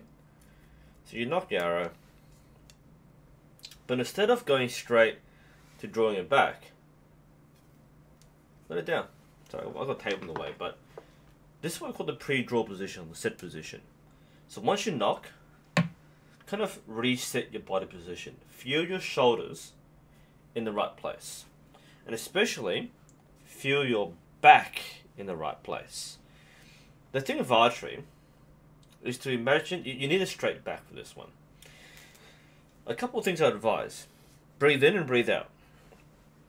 Breathe in and breathe out. Your shoulder position should be the same as to when you do your shot process, your shoulders shouldn't go above this rest position. That's one thing to keep in mind. So if you find yourself keeping your shoulders coming upwards, then you're doing it wrong. So keep it down. Another thing to pay attention to is your back. So like I said before, your back needs to be straight. Imagine somebody has a string on top of your head. It's pulling you upwards. Okay, so straight back. That means not chest outwards, but back is straight. And in some ways, people actually hunch forward a bit. So you tense your abdominal muscles. You stick your bum out sometimes. That can help, but tense your muscles and keep your back straight. And it's really helpful. You're lying against a wall. You notice that again. What you do is you kind of lean back like that, straight back. So if you have to, tense your muscles, get the back straight. This is the fundamental to your shot process. These are the things you should be fixing first. It's your shoulders and your back. Everything else can be fixed later. Well, the first thing we'll fix for you is make your hips over line. Make sure your back is straight. I'll do it from the back view actually. It makes more sense. Back view. Back view, back view, back view. There you go. We'll do it that way. That way, that way, that way. There we go. Okay. Back view. So instead of going like that, let me remove the arrow. I can't shoot this indoors, unfortunately. Okay. So what we're talking about is what you're doing is you're going through this process where you're leaning backwards. And it's kind of awkward. Like that. So your back needs to be straight.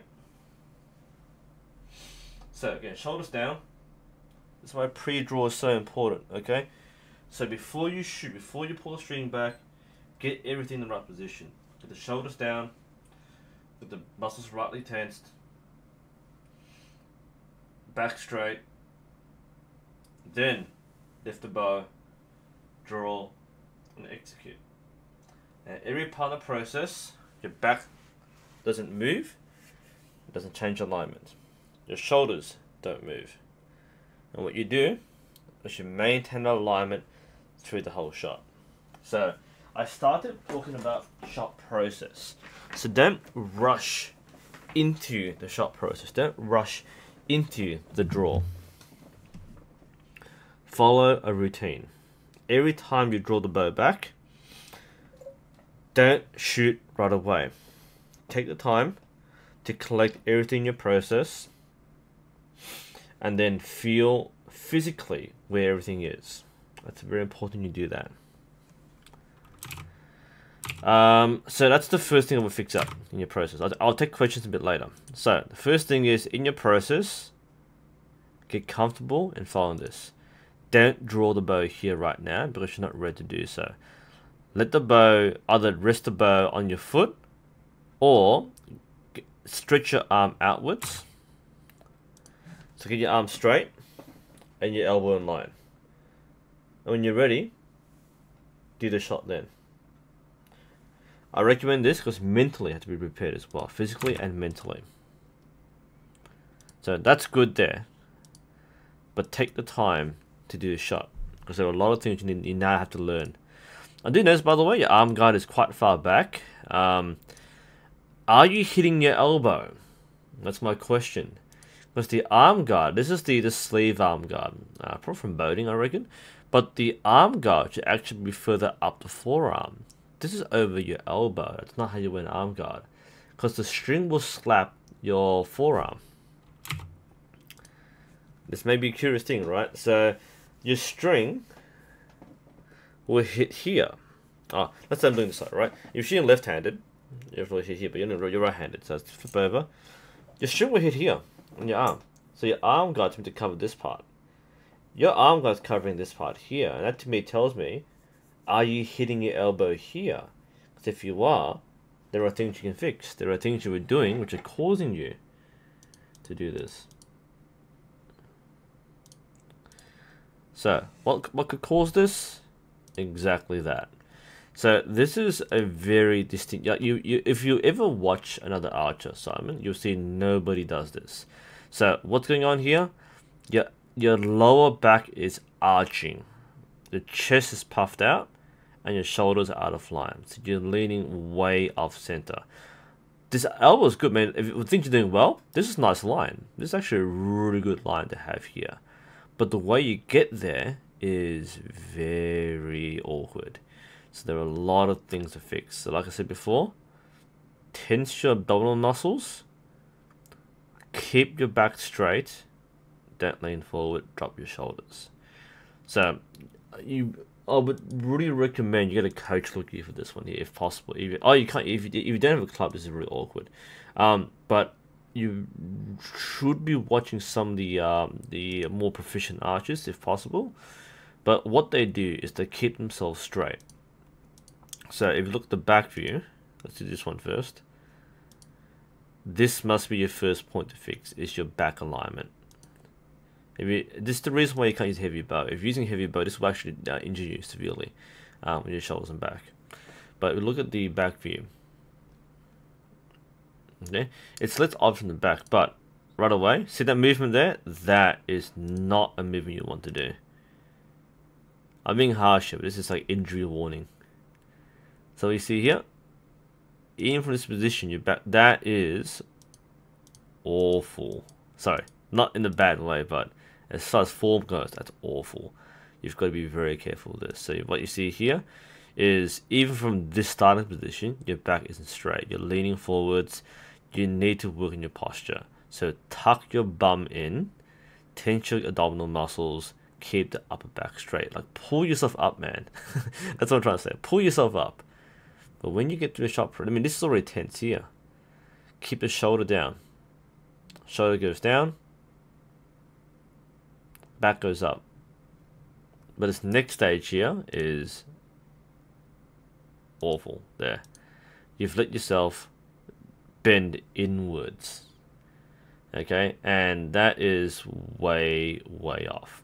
So, what you need to do, focus on keeping a straight line, especially at short distance.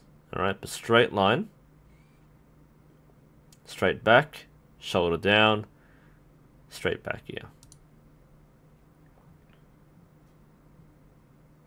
There are other things too, things that you release and so on, but the most important thing is your back. I'll worry about the others later, but to me, that's if you're worried about hitting yourself, it's because you are pushing yourself into the string.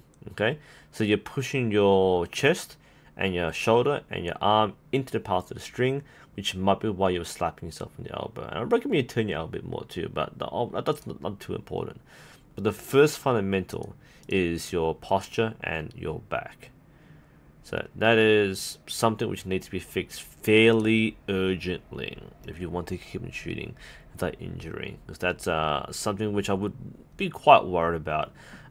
If you were in the club, I'd probably kind of physically kind of knock you in place and fix you up right away. Without any guidance, yeah, it's kind of hard to explain exactly what it looks like. But look at how other archers shoot, pro archers, coaches, whatever people teach on YouTube. If you're using videos as a resource, watch for the way to go through a shot process. It's mostly going to be back and hips and stomach, so watch out for that. That you have to fix this first before you do anything else.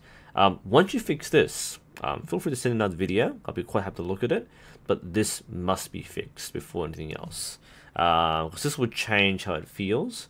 So that's my recommendation. I won't do any more detail. That has to be your number one fix. And I believe that ends the things that people sent in. It's very it's very harsh sometimes, but if you're learning, you have to learn the fundamentals first. And yes, as Linda mentioned, it's a good demonstration of what not to do, especially in posture. So it's a good thing to show this, and for you as well, Simon. It's really important that you learn this too. So thanks for the videos, by the way. That's all good. I think that's everybody sent in videos. I didn't get in on Facebook, so I think this is the whole shebang. So it's been nearly 2 hours. We'll take questions now. I'm nearly done. Take questions. And any last minute videos, send me right now. Otherwise, email me and I'll look at it next time. So any last questions? Let's have a look through chat while you're waiting. Whoops. Sorry, I knocked my camera. I'm still here. Hang on. Bing. And bing. There we go. I don't know what happened, but my cable's really sensitive, so when I touch it, it deactivates the camera. But I'm here. Greetings, Sylvester from Poland.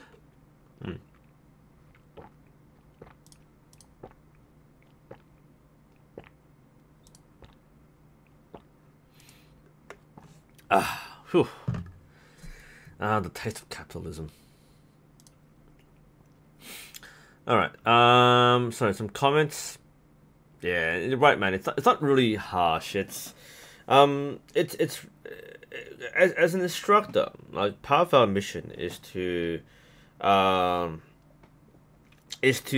guide people in the right direction. And sometimes when people come to the club, they come with ideas which they want to do, which isn't conducive to good learning, but they do it anyway. And it can make it hard for us. We can't force people to do things, but we can guide them. If people don't want to learn the right way, then that's up to them. They have to ask, otherwise, we get a lot of rejection. But when we watch somebody else, it can be hard to, say, I guess, for the average person who watches these videos, they'll go, oh, that's wrong, that's wrong, that's wrong, that's wrong. And that's not what an instructor does, or a coach does. A coach doesn't tell you what's wrong. A coach will show you what works and what doesn't work. And if you can make it work, you can make it work. So a coach won't dictate how you shoot. That's not how coaches work. A coach will work with the student. A coach will work with the student or the learner to develop a technique which works. So it's why a big test of people watching, especially Simon's video, the test wasn't to find out what's wrong with his shot process. There is a lot wrong, but we're not telling him it's wrong. What we're trying to do is establish why is he doing this, and what can he do to make it better. And if you're watching this now or watching this later, this is a test for you to think about. Well, do you have the right mindset for a coach, or an instructor, or a teacher? Because our role isn't to tell people that they're wrong. Our role is to make people better. So that's why when I say I'm being harsh, it's because I'm saying that a lot of things are wrong. I would normally be a bit more, I guess, tactful about this. Bear in mind, it's like 1 AM. I've been to like 6 form checks. So by this point, like, yeah, that's bad. But in fairness, he's learning. And we're trying to build up this process where he can make himself a better archer, even with minimal guidance.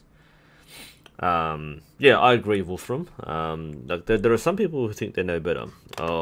Like it's there is somebody who's just joined our club who I feel has too many ideas in his head that he will make his own learning more difficult. And he's someone who can succeed and shoot well, but he has crazy ideas, or not crazy, but he has a lot of very specific ideas which don't work in practice. But if he spends more time doing this sort of thing, he'll end up actually ruining his shot process and so on. He wants to hunt, but he can't hunt if he doesn't have confidence in shooting a proper bow and a proper technique. But he's the sort of person who, if I wasn't there, he'd probably teach himself the wrong things. I'm not saying I'm a hero or anything here, but like you need the right people and the right relationship to make these things work. Otherwise, everyone loses out. But that's kind of what we do here. Sorry, I didn't mean to do that. Sorry, some other stuff to talk about. I've mentioned the Mohican already. I think Linda, you made a point before. I just missed it slightly. Yes, you mentioned before that why you chose archery.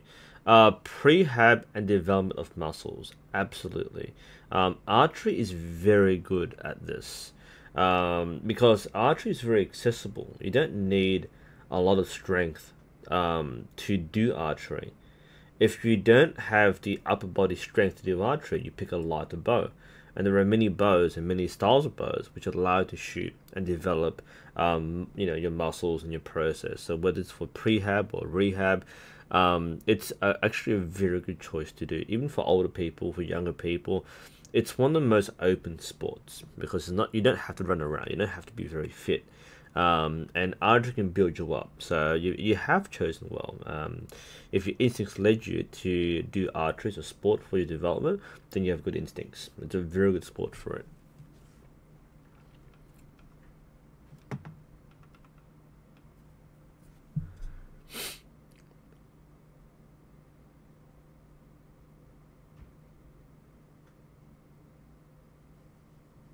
Yes, Wolfram, I fully agree with you. Don't change their form, change process.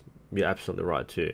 One of the things I was told by my coach was, when you go to other clubs, don't let other people tell you what to do. And it actually, unfortunately, this does happen. Not with coaches. Coaches will be quite open-minded usually, but with other archers, archers have a habit of telling you what to do and what not to do.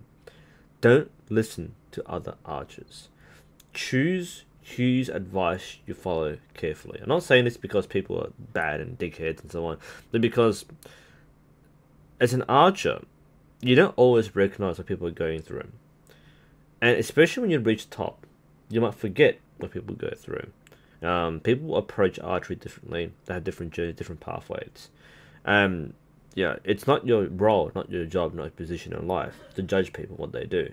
If they buy a different, brand than you, then don't judge them because oh, you should hold, I should win, blah blah blah. Because a lot of this casual elitism puts people off. It's actually a reason why I don't compete very much, in terms of state competitions. Because of people around. I mean, like a lot of people are really good. It's really friendly, really fun. But you come across the occasional person who, for some reason or another, has a chip on their shoulder. They really hate a brand, or they think you're doing something wrong. And in fact, I think at a national level, it's been raised as a concern. There's been many complaints at competitions about certain behaviours. But a lot of it is that just stuff which can be addressed at club level. But people often don't have the backbone to stand up to people who are doing the wrong things, and the culture spreads. And the result is people don't feel they can say no to somebody. Then you have just one sour grape who just tells people what to do, and they don't have the credentials or the experience or even the maturity to be in that position. So a lot of this stuff is also for me to keep on improving my coaching skills and to practice with a lot of people. But even for you, as a person, you also have to recognize that there are ways to approach things honestly, perhaps, but tactfully, diplomatically, and in a respectable way. And that's one of the things to remind us. No matter what we're doing, no matter what skill or what style, it's remember that the courtesy and respect come first. It's the most important thing of coaching, or if anything, being a person. Courtesy and respect are free. Remember to do that. And it's easier if you want to help someone improve, don't force them to improve. Build a respectful relationship first. Encourage them to try new things and improve. But don't be the sort of person who tells them what to do. And this is why it's really hard to find a good coach, really hard to find a good teacher. Often you will find the right people who are qualified and the right people who are well qualified, who are good coaches. There are some people who have the badge, who have the card, have the certificate, but end up being one of those tribal elitists, and sometimes that can be hard for new archers. You might join a club, and people who are there aren't necessarily helpful to your growth as an archer. I think again, as I said before, I'm ranting a bit now, but it's so important that when someone comes to a club, you need to give the right first impression. You want clubs to grow. You want to give people the space and the environment where they can grow as a person, as an archer. And if you judge them, if you tell them doing it wrong, then they get put off. I know, like the people I started doing archery with don't do it. Like there was like 3 of us. I'm the only one who stuck it out. The others didn't do it because they were pushed to do a certain kind of archery which they didn't do. They had preconceived notions which were, I guess, weren't addressed or weren't dealt with properly, and they ended up dropping out, and they're not interested in doing archery because they weren't catered for. And this doesn't mean the club had to change to cater for them, but the people at the club weren't the right people to be the right mentors or guides for their archery journey. And there are people in the club today who probably should still be in the club, but because we didn't cater for them, we didn't respect them enough, that they moved on. I think, like I said, if we respect people and if we are open-minded and not judgmental, then more people will enter the sport as it is. So like I said, I was ranting a bit there, but being an instructor and a coach for many years, it kind of grows on you. There are many people who come and go. There are people who you could have helped, but for whatever reason, family, life, commitment, work, girlfriends, they don't come back. But you keep asking yourself, like, was it something I did? Was it something I said? Could I have been a better mentor? Could I have been a better coach? Some people will choose to reject lessons and not follow them. But some people will, it really was your responsibility. You could have done something. I remember, every now and then I still think about the people I started archery with and how many don't remain. I'm at the moment the longest serving member of my club. I've only been in archery for 7 years, only. All right, it hasn't been that long for me. But what happened to everybody? Where is everybody? People drop out because there's no reason to stay. I don't have a coach anymore. He retired. So I'm just doing my own thing. I'm self-motivated, but I'm not that motivated. But other people need more motivation. We're fighting very hard to build an environment for people to succeed, to thrive, to feel like valued, to feel like they've gained something. Progress is super important. But I said before, there's one guy I remember who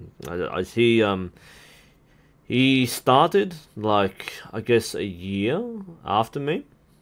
So I had my bow already. Was it a year? Maybe, about a year. So I think I had my first bow, my Samick Agla. I think I remember. And he bought himself a win-win bow. In fact, all the people I know who I started with had win-win bows, like the really good stuff. They spent really big. I bought the cheapest gear and I stayed the longest. But they bought the best gear and they dropped out like after a month. There's one guy who he joined the club. He bought the win bow, like really good stuff, good arrows, good bows, decent limbs. Shot.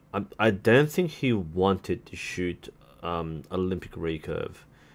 I'm not sure what he wanted to shoot. I wasn't an instructor back then. That what he was kind of alluding to was I think he just wanted to do archery. He wanted to shoot things.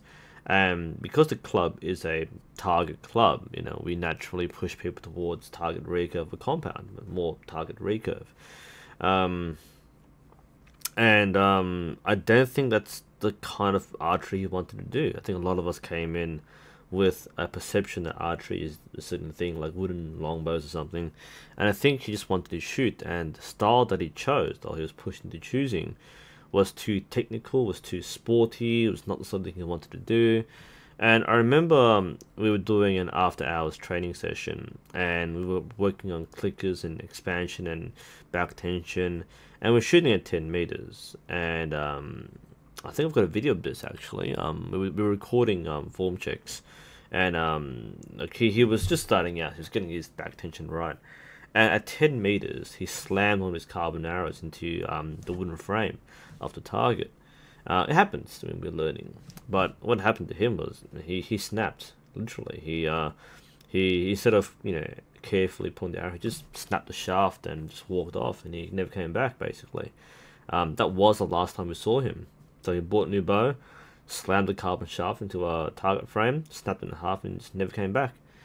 I've seen like senior ladies in their like 60s throw their bows away in disgust. And again, people go through a lot of mental things in archery. Sometimes it just isn't for them. Some things you can't change as a coach, but some things you can. When I became president of the club, and when I became, I guess, the senior instructor, there are a lot of things that I had to challenge and I had to change.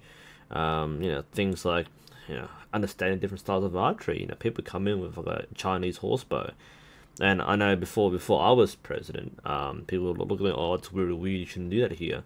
But I'm like, it's cool, I shoot a horse bow too. Let's be like thumb draw buddies or something. So the fact that we have like such diversity, I mean, I shoot, Western longbow, Eastern horsebow, Olympic recurve. Some people come in, and I've only brought out one kind of bow on a particular day. So people think I shoot like traditional longbow exclusively, or I shoot like Chinese horsebows. I'm actually an Olympic archer, but didn't realize that. So I bring up the bow, like, what's that? So you don't shoot that? So, yeah, it's a normal bow. But for me, I bring that diversity into a club where I respect all styles. I try all styles where I can. I've done everything from Japanese Yumi to Mongolian horsebow to Western Olympic recurve, and that's what brings that respect. Like I said, respect and courtesy are very important.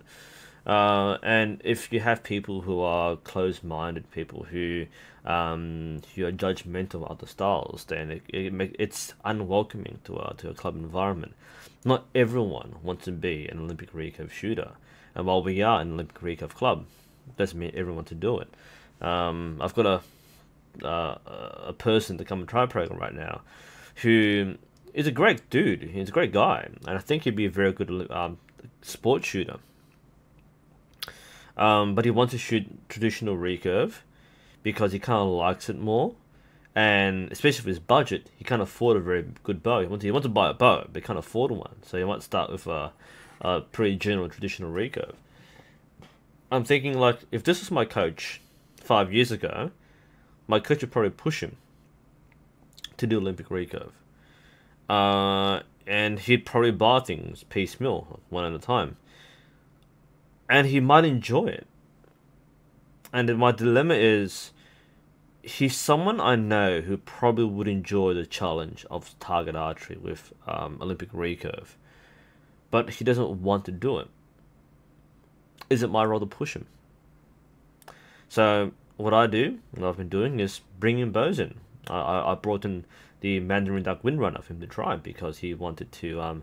He said he liked long wooden bows which are kind of chunky in the hand. The Windrunner was quite chunky, and I brought it in, and he really loved it. He really loved it. He enjoyed shooting it, and I said, "Oh, next time I'll bring a different bow in," because every bow I've collected, I've bought or I've been donated to by sponsors or by as review samples.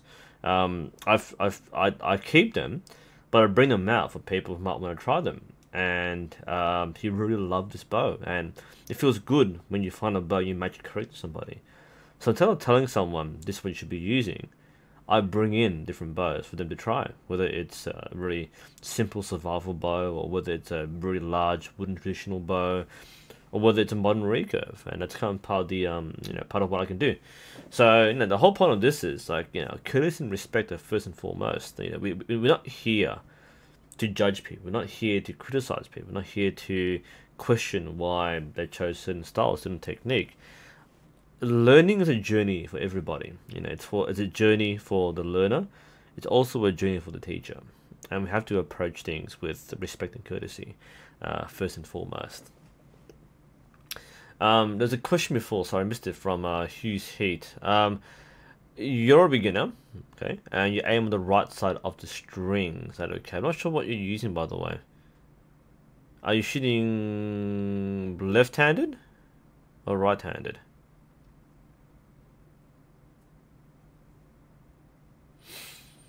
Yeah, I need more information to help you there, Heat. So I can't exactly help you in that one without more information.